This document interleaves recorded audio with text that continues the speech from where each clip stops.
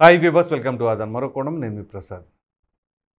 Betting యాప్లు అనేవి చిన్న చేపలు, మరి పెద్ద పెద్ద తిమింగలాల పరిస్థితి ఏమిటి?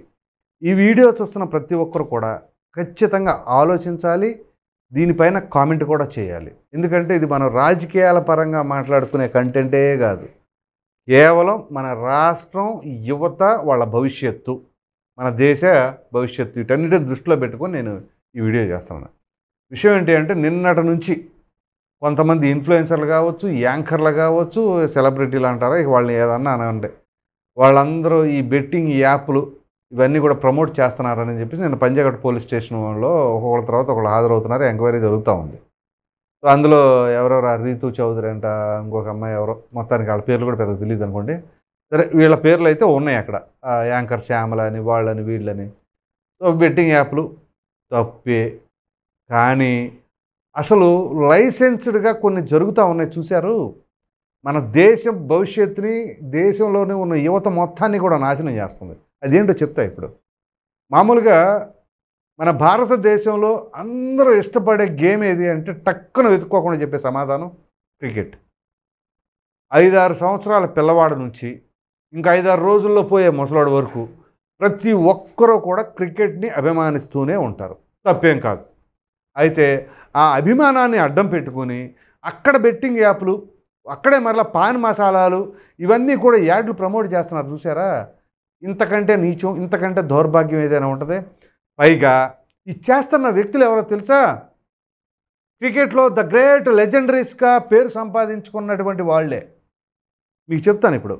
పాన్ మసాలా అని ఒక యాడ్ వస్తుంది, విమలను పాన్ మసాలా అనేది గుట్కలకి సంబంధించిన యాడ్. అఫ్కోర్స్ ఆంధ్రప్రదేశ్లో అది బహిష్కరించబడింది, సరే మిగిలిన రాష్ట్రాల్లో ఉందనుకుందాం.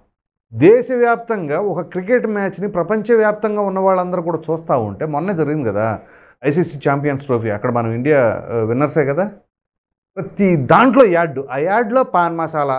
ఈ పాన్ మసాలా యాడ్ చేసిన వాళ్ళు ఎవరో, అదేదో మంచి ఆరోగ్యకరమైనది తినేటట్లుగా మన బాలీవుడ్లో ఉన్నటువంటి super stars, Shahrukh Khan, Ajay Devgan, including Amitabh Bachchan, వీళ్ళందరూ కూడా చేశారు.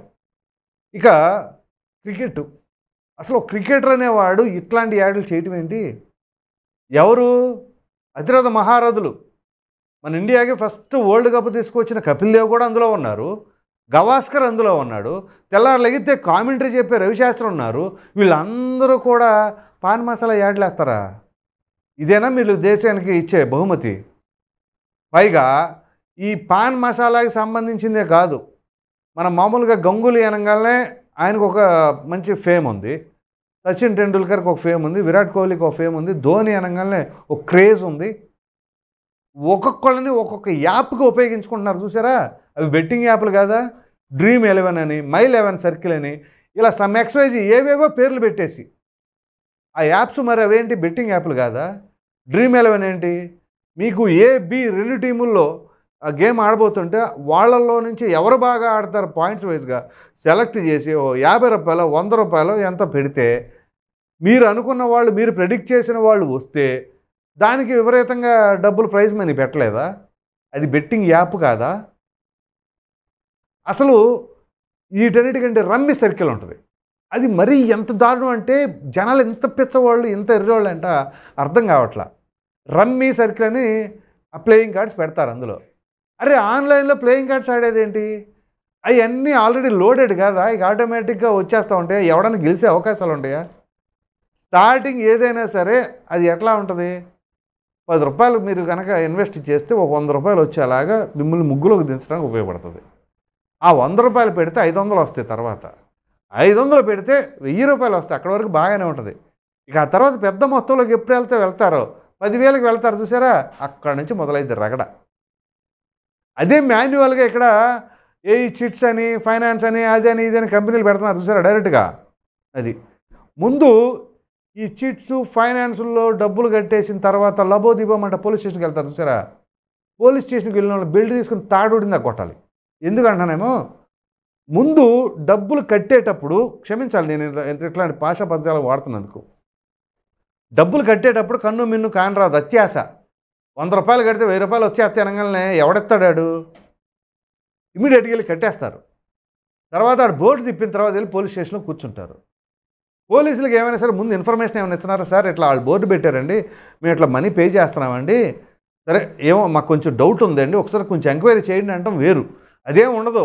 అప్పుడేమో డబ్బులు తేరగా వచ్చేస్తే మనకి ఇంకేముంది, ఓ నెల రోజుల్లోనో లేకపోతే ఒక సంవత్సరంలోనో కుబేర్లు అయిపోదాం అని పేరు కక్కుర్తిగా కట్టేస్తారు. తర్వాత లబోదిబం అంటారు. అలాగే ఈ పాన్ మసాలా యాడ్స్, ఈ పాన్ మసాలా యాడ్స్ అంత లీగల్గా ఏ విధంగా టీవీల్లో ఎలా వేస్తున్నారో ఏంటో అర్థం కావట్లా. పైగా ఇప్పుడు స్టార్ట్ అవుతుంది ఐపీఎల్ సీజను. ఈరోజు 21, రేపటి నుంచి ఐపీఎల్. ఈ ఐపీఎల్లో తెల్లారైతే pan masala ad, my dream 11, dream 11 అని అదని ఇదని విపరీతంగా మరలా పబ్లిసిటీలు. ఏం చెప్పాలి చెప్పండి? వీళ్ళపైన చర్యలు ఎవరు తీసుకోవాలి? మరి కేంద్ర ప్రభుత్వ పెద్దలు ఏం చేస్తున్నట్లు, మరి మన చట్టాలు ఏం చేస్తున్నాయి, ఏం చెబుతున్నాయి? మనం పైకేమో చెబుతూ ఉంటాం, మద్యపానం ఆరోగ్యానికి హానికరం, ధూమపానం ఏదో ఉంటుంది, ఇలాంటివన్నీ పెడతా ఉంటారు. సరే ఎవడ ఇష్టం వాడు కొనుక్కుంటాడు. కానీ వీటి వల్ల ఏమవుతుంది? ఈ బెట్టింగ్ యాప్ల వలన చివరికి ప్రాణాలు కోల్పోతున్నారే. దిక్కులేని వాళ్ళు అయిపోతున్నారు ఆ కుటుంబ సభ్యులు. ఉదాహరణకి ఆ కుటుంబ యజమాని కనుక ఇట్లాంటి బెట్టింగ్ యాప్లు వాటికి అలవాటు పడి డబ్బులు కనుక నాశనం చేసుకుంటే తీరా ఆ కుటుంబం మీద ఆధారపడి ఉన్నటువంటి ఆ కుటుంబ సభ్యులు ఏమైపోవాలి? ఆ పిల్లల భవిష్యత్తు ఏమైపోవాలి? మరి దీనికి బాధ్యత ఎవరు వహించాలి? మన దేశం ముందుకు పోతుంది, దూసుకుపోతుంది, డెవలప్ అవుతుంది అని ఊరినే ప్రసంగాలు చేసుకుంటే సరిపోదు. ముందు ఇట్లాంటి అరాచక శక్తులన్నిటిని కూడా అణగదొక్కాల. వ్యాపారాలు చేసుకుంటున్నారు విపరీతంగా జనాలు శవాల మీద. ప్రజల ఆరోగ్యాలని నాశనం చేసి వాళ్ళ ఆరోగ్యాలు కోల్పోతే ఏమవుతుంది? మరలా హాస్పిటల్కి వెళ్ళాలి. ఆ హాస్పిటల్లో మరలా లక్షలు ఖర్చు పెట్టాలి. మరలా ఈ సొమ్మంతా కార్పొరేట్ వైద్యం పేరుతో హాస్పిటల్లో డబ్బులు సొమ్ము చేసేసుకుంటున్నాయే. ఎటు చూసినా కానీ వ్యాపారస్తులే, ఎక్కడన్నా తీసుకోండి. సో దీనిని బట్టి ఏం చెప్పాలి? మరి మన దేశం ఎటు ప్రయాణిస్తుంది? అదేమిటి అంటే మీకు ఆ పథకం ఇస్తున్నాం, బియ్యం ఇస్తున్నాం, లేదా ఇంకోటి ఇస్తున్నాం అంటాం కాదు. ముందు ఇట్లాంటి వాటన్నిటిని కూడా అరికట్టండి. ఇంతకాడికి ₹2 కిలో బియ్యం ఇస్తున్నామా, లేదా రూపాయికి ఇంకేదో ఇస్తున్నామా? ఆ పథకం వచ్చిందా, ఈ పథకం వచ్చిందా? కాదు. ఓ ప్రక్కన ప్రజల ప్రాణాలతో చెలగాటమాడుతున్నటువంటి యాప్లు కావచ్చు, పాన్ మసాలా లాంటి గుట్కాలు కావచ్చు, వాటిని కంప్లీట్గా నిషేధించండి. వాటిని మాత్రం ఎక్కడ టచ్ చేయరు. ఆ వ్యాపారస్తులు మాత్రం ఎవరు ఏమనరు. కానీ ఇప్పుడు వీళ్ళు చేసింది ఏం కరెక్ట్ కాదు. ఈ యాప్లు ప్రమోట్ చేస్తున్న వాళ్ళది కూడా తప్పే. కానీ దీనికంటే ముందు పెద్ద ఉన్నాయి, ఇంకా డ్యామేజ్ చేస్తున్నాయి. వాటిని పైన కూడా చర్యలు తీసుకోవాలి. ప్రధానంగా ఏంటి అంటే బాధ్యతగా వ్యవహరించవలసిన క్రికెటర్లు, సీనియర్ మోస్ట్ పర్సన్స్.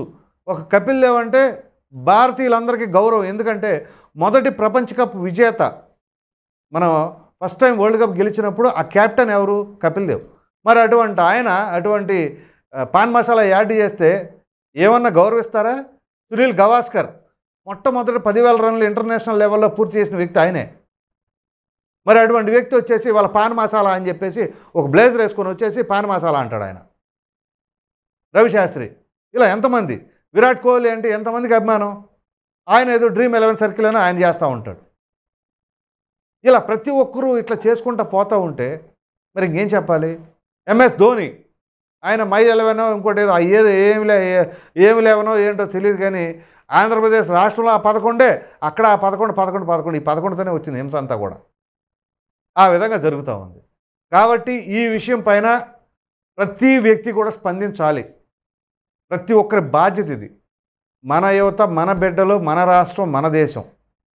కాబట్టి ఇలా బాధ్యతారహితంగా ఇష్టం వచ్చినట్లుగా యాడ్లు చేసేవాళ్ళు ఎవరినైనా సరే ఉపేక్షించకూడదు. ప్రశ్నిద్దాం. ఇట్లాంటి వాటన్నిటిని కూడా అరికట్టగలిగేలాగా ప్రయత్నిద్దాం. ఇది పరిస్థితి. ఈ వీడియో కనుక మీకు నచ్చినట్లు లైక్ చేయండి, షేర్ చేయండి. అదేవిధంగా ఈ బెట్టింగ్ యాప్లు ఇవన్నీ కూడా చిన్న చేపలే.